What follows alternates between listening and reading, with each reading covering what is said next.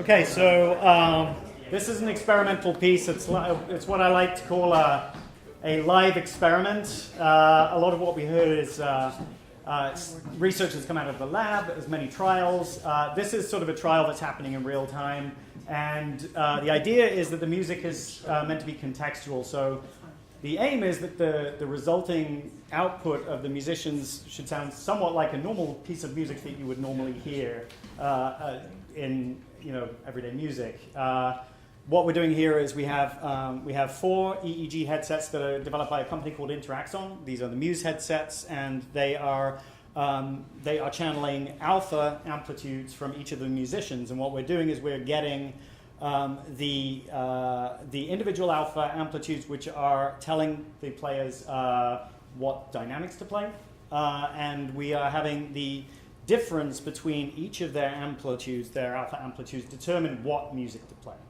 And so that's, I won't say any more about it. We'll go ahead and kick it off. And there may be some stochastic results, but hopefully some of it is listenable and enjoyable. So, yes.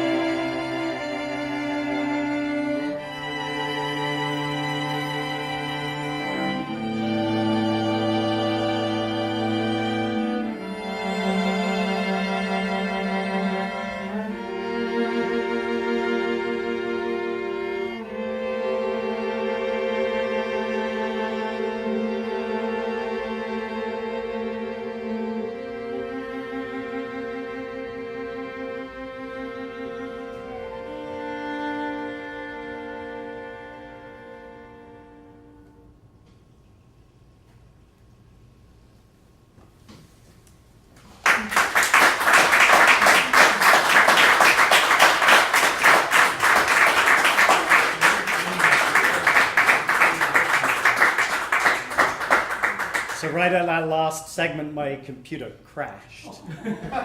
But the last segment had been triggered, so it's awesome. So thank you so much to Del Sol for being willing to partake in this experiment. And I was very happy with the way it turned out and the fact that it didn't crash in the middle of the performance. So now we're going to have open it up to a little bit of a, yes? Can you just tell us just for a few minutes about what we were seeing? Yes, now that the batteries of the headsets is not an issue, I can speak for as long as you like. Absolutely. So the setup. Yes. So what we're doing is we are, as I said, taking the alpha power of each individual performer's brainwaves, but we're taking them from these headsets, which are consumer-grade headsets, and this is a very important distinction to make. These are not lab headsets. They're only 4 channels, and they only have a limited kind of resolution. The SM ratio is pretty bad. Like on their own, they're relatively noisy. So what we did was to take the raw signal. Well, actually, it was the raw signal. We took the raw signal, and this is where I give a shout out to NeuroPipe, which is a DSP layer that we're using, streaming the raw signal into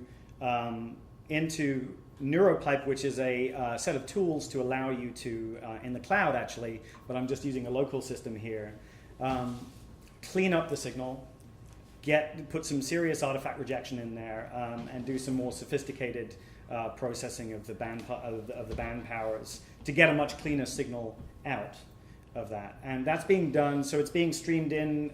These devices support LSL, which is the lab streaming layer, which I think a lot of people in lab environments will be familiar with. And then it's outputting as OSC. So it's outputting as open sound control, which the music community should be very familiar with. And that is being sent from, actually from this machine into, via just a local network, into Max MSP, which is providing the user interface and the algorithm, basically the toolbox to be able to tell the musicians, which segment to play and what the dynamics are. And if I didn't mention it earlier, the segment was flashing up, as to which segment they should be playing next on the bottom left. I didn't show the dynamics, but each individual player's amplitude is linked to their own dynamics. So this is what they're seeing, and each player has possibly a different dynamic. So one might be piano, and the other one might be fortissimo, depending on where they are. And we're with the the correlation. And what we were looking at was really the correlation between the players. So the delta between each member of the group's band powers was determining the overall level of oscillatory synchronization, basically. And the idea behind that was really to look at when players are all sort of, especially players at this level, are playing together. Is there a high level of synchrony in a certain frequency range? I chose alpha because why not? And this is, it's well established as being a sort of a metric for a sort of meditative state. And as a musician myself, I find that I get into that state when I play. I for want of a better term, I find myself getting into a meditative flow.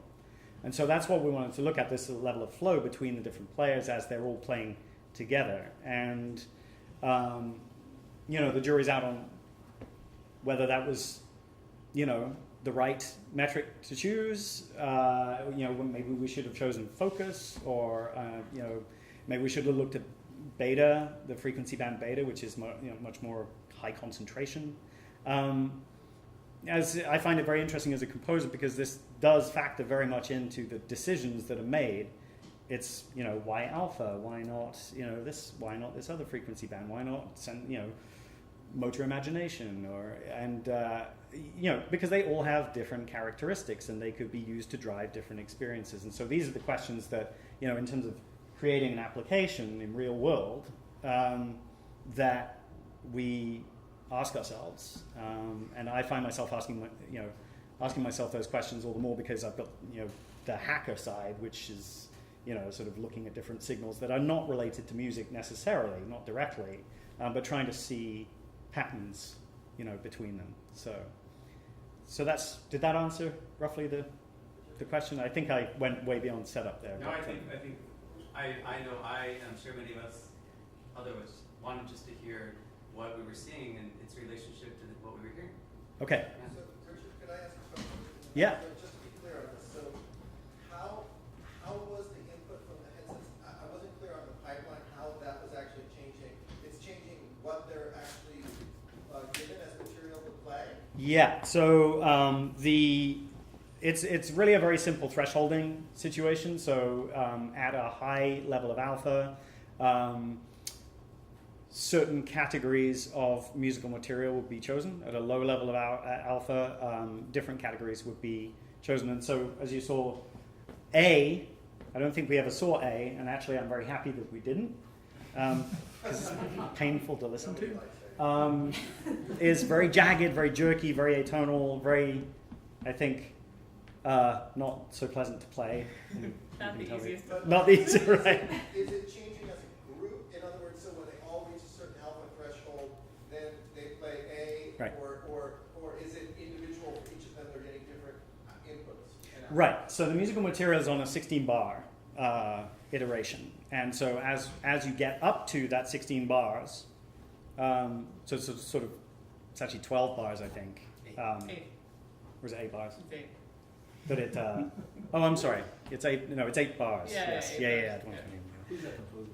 So, what do you know about music anyway?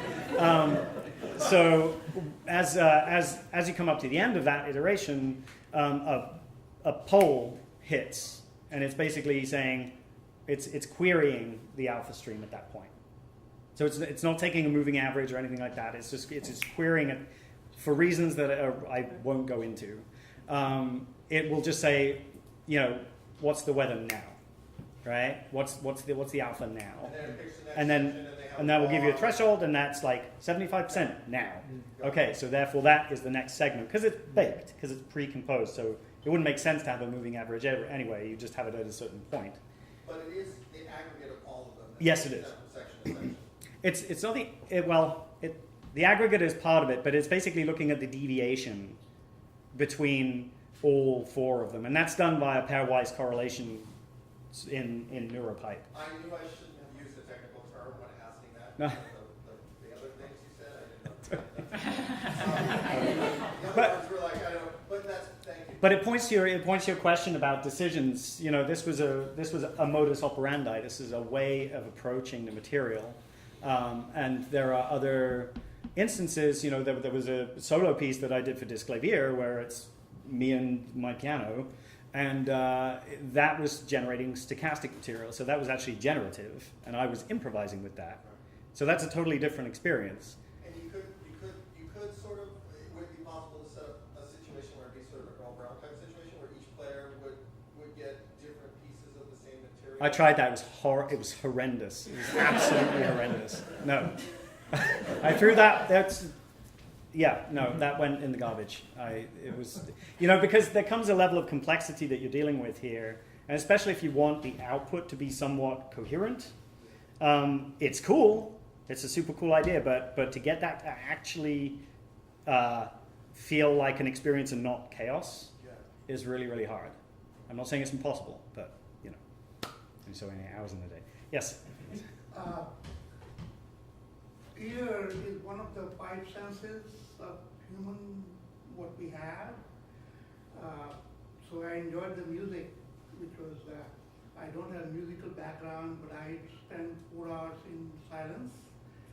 And I wanted to ask a question about, if we were to absorb ourselves either in our ear or our eye or our nose, which is part of otolaryngology. Otolaryngology is where you have the sense of what you see, what you hear, and what you smell. For example, let's say you go to one of the rose gardens, you cannot smell the rose through the ear. So actually, if you look at the symphony of Mozart, Mhm. which was the pastoral, where you close your eyes, actually you can actually not only hear the sounds, but you can also invoke nose, eyes, and other senses. I'm interested in what you're saying about the sense of smell, because I thought that was the one that didn't go via the thalamus, but hypothalamus, thalamus, I forget. That was the one sense that. Thank you. Yeah, I'm not the one to answer this. Absolutely. But I mean, you're talking about sense of synesthesia. Synesthesia is the crossing of the senses. Otolaryngology is actually what you hear, what you see with the nose. A musician can actually, through the notes, can invoke eyes, vision, and the nose, where you can smell the pastoral. Wow. I haven't heard that one. I must be an outlier because I can't smell anything like ever. Yeah, there are many neuroscientists in the crowd. So yeah. I just had another comment. Oh, okay. I was wondering if there are questions that are generally for, you know, kind of across the spectrum. I'd like to get the other presenters up here to be able to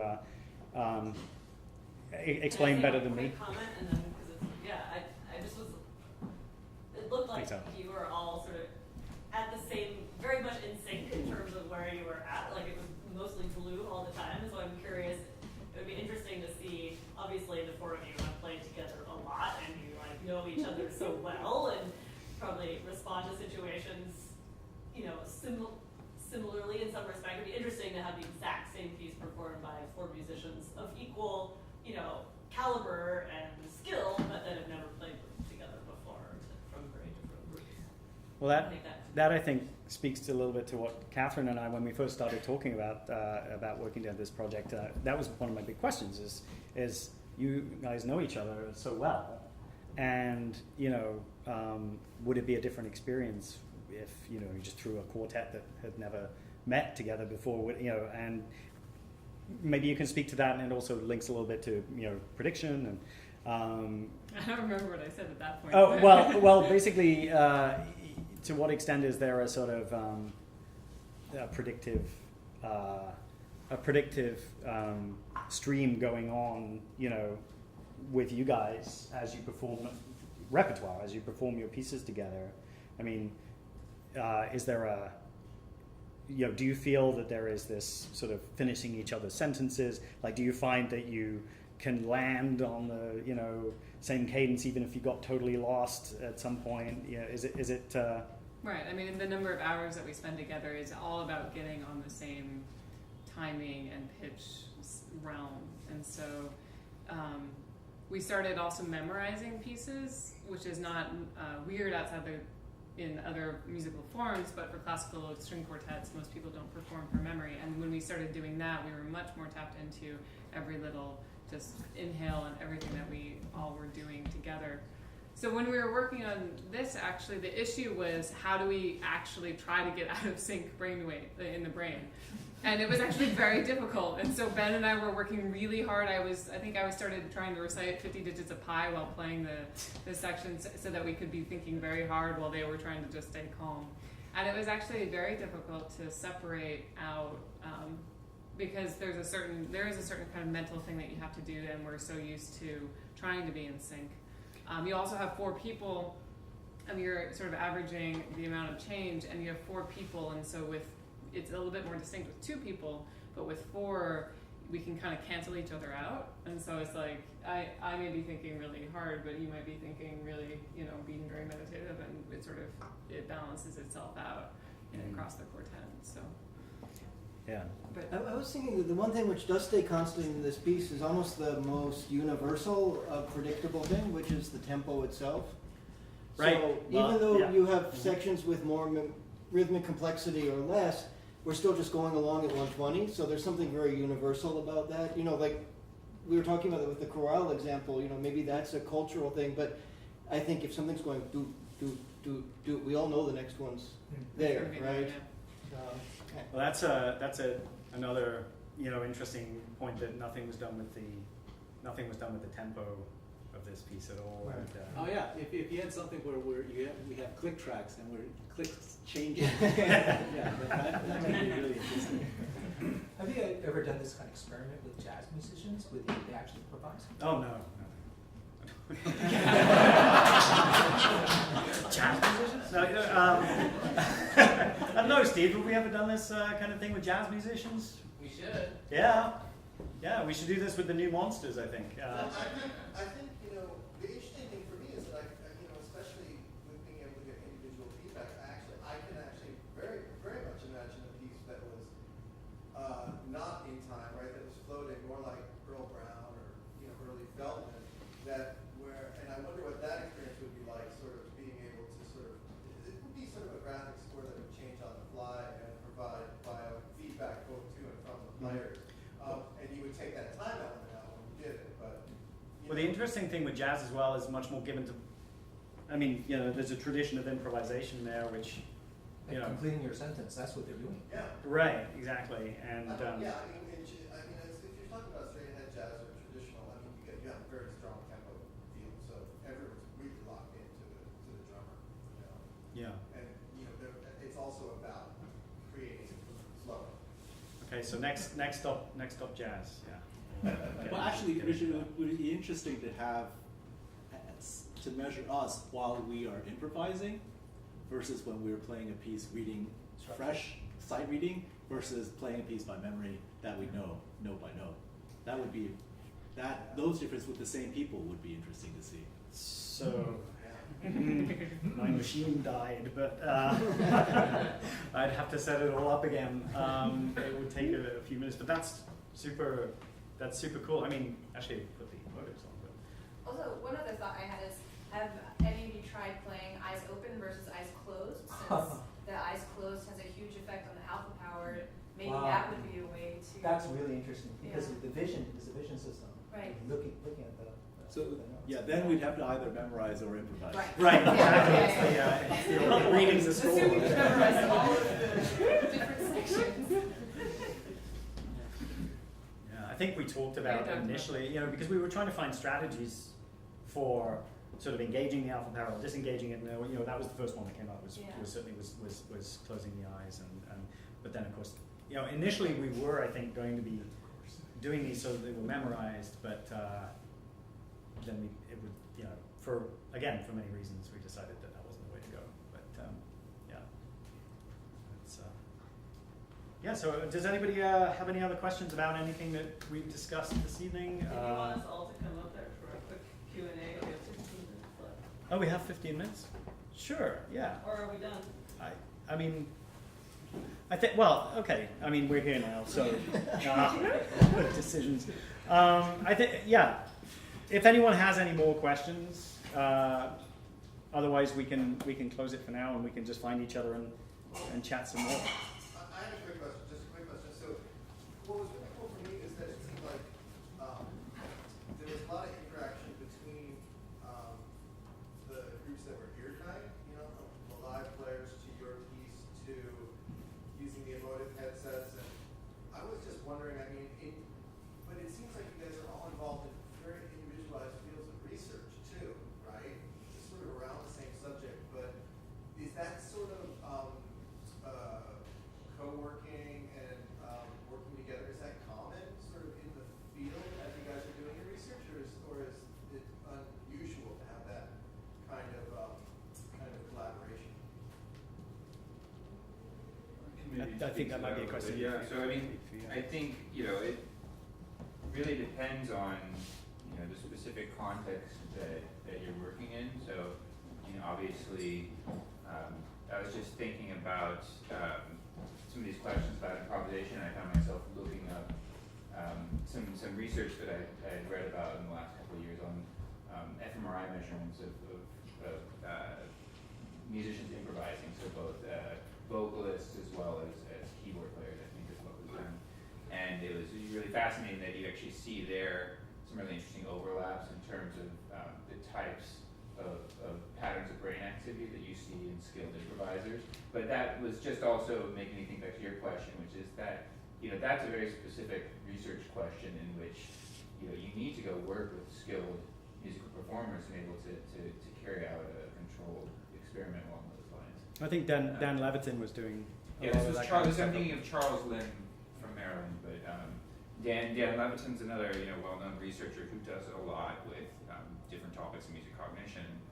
I think speaking from experience at Dolby, one of the things we do is we work with professional audio engineers and sound professionals who have essentially what we call golden ears. So people who have very, very good critical listening skills who can help us find places in our technologies where we really want the quality to be the utmost, so that when those professionals are using those tools, they're really happy with the outcomes and able to engage in their creative process.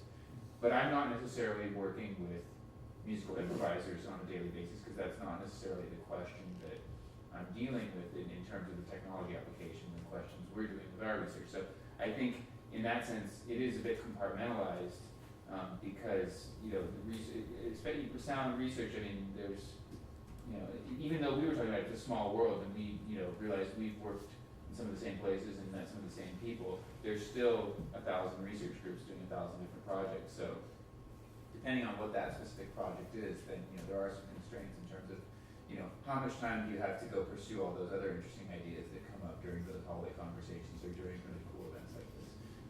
So that's the reality of it, is that you end up very focused on your part of the puzzle, but it is a big puzzle and there's a lot of people contributing. I have a question. Did we record? Yes, we did. From the, I'm just kind of curious as to the tea leaves of the the engagement factor on the Wanna see if piece. it was exciting for people? Call me selfish. But, I'm curious as if we can take a look at it. Relaxing? Well, do we have the device? While we're, you were really engaged.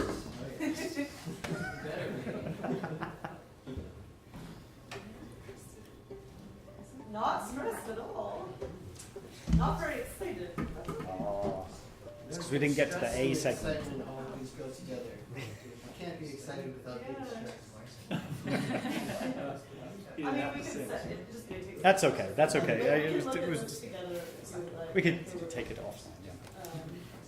Yeah, David. I was curious about the pattern recognition study, and there's a difference between the high constraint between the human group and the machine learning, difference between machine learning and the humans. Like, you mentioned that, but I was kind of curious why there would be a big difference between the two. Yeah, maybe I'll stand just so I can Yeah. more easily be heard. And I have kind of a follow-up question, which is there cultural differences in the Yeah, so a lot of people ask me about that one, so maybe I'll address that one too. The question is about the Markov study with the computer learning and why the computer didn't perform as well as the high constraint melodies. And our guess, right, is that it doesn't. We are really good at figuring out that there is a implied dominant going to tonic harmony in many of these melodies. That is not said, but there's implied harmonic tendency. And humans are really good at that. We had a lot of training for those things. But this algorithm in the computer did not do very well with that particular thing. That was our thing. This did, looking at a number of other factors, that seems to be the one element that seems to connect with that. So that's our working theory, that it's based on it just not being as good at implied harmony. But then a lot of people ask me about, well, this was with Western audiences using Western music. What about other cultures? So I can't speak too much on that, but I can say that it has been done with non-Western musicians using the exact same material, so the exact same melodies that I composed, and they did not perform well at it. So this implicit learning is really, really important, and that this is not a universal. There's nothing universal about these musical formats and structure. So it's something that we have learned so that was one thing. But what would be really interesting, which we haven't done, I haven't done that, nor have I seen anyone else do it, is taking this and using it in another culture, using their structural there's context. scalar systems. Their system, whether that's like scalar system using Rogers or other things. It would especially be really cool if it was a structurally related one, because then it would directly relate to our syntactical approach in our comparison. But as far as I know, it hasn't been done at all. So if anyone wants to do it, come talk to me, because I would love to see it happen, or I could help with that process. That would be really, really cool. Sound is an analog signal, and actually it's a wave. So right now we're getting into conflict between analog and digital, because we have digital transformation into technology. How do you see the loss of the original analog signal when you get a digital? Is digital better, or you want to, analog is something where it's the original wave, not the pixels? Well, I can address at least one part of that, which is that we had the Sol String Quartet play tonight, when in fact, in reality, in the actual experiment, there is just MIDI that's being heard, a piano sample MIDI, but still it's just piano sound MIDified so that we can limit as many variables as possible. And so there is this thing that many scientists like myself wonder, because I'm primarily a composer that also does science inside. It kind of breaks my heart a little bit, as it does for many of us, that we typically feel like we need to use MIDI sounds in these experiments rather than what we might call real music, right? And yes, so there is this conflict, and it's not ideal. But on the other hand, it is suitable for the experimental design in that we want to minimize as many variation as possible and limit the variability. So we do it even though we do it with a little bit of an ache in our heart when we do something. Anyway, I think I'll pass the floor to. I do have a question for you. So sorry, I was interrupted. One more question. So my question is really more of a direct area. I always heard language and music, they kind of go hand in hand. Yeah. And when I heard this lecture, this is really about kind of homogeneous sample group. What about very specific people like music composers and lyricists like Tim Rice and Alan Menken?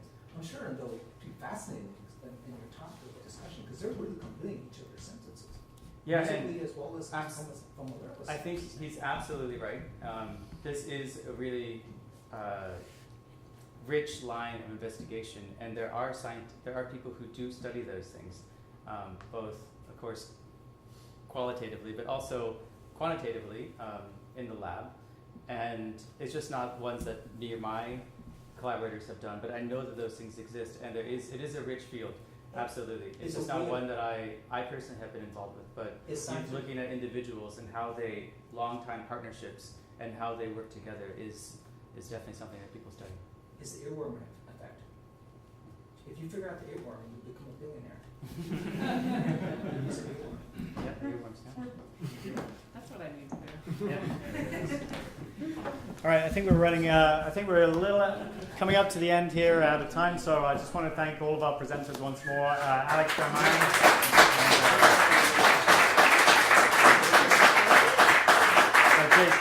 Jason Rosenberg for his great talk as well. I'd also like to thank Emotiv for coming down and allowing the audience to get a window into this. It was a lot of hardware, a lot of tech setup, and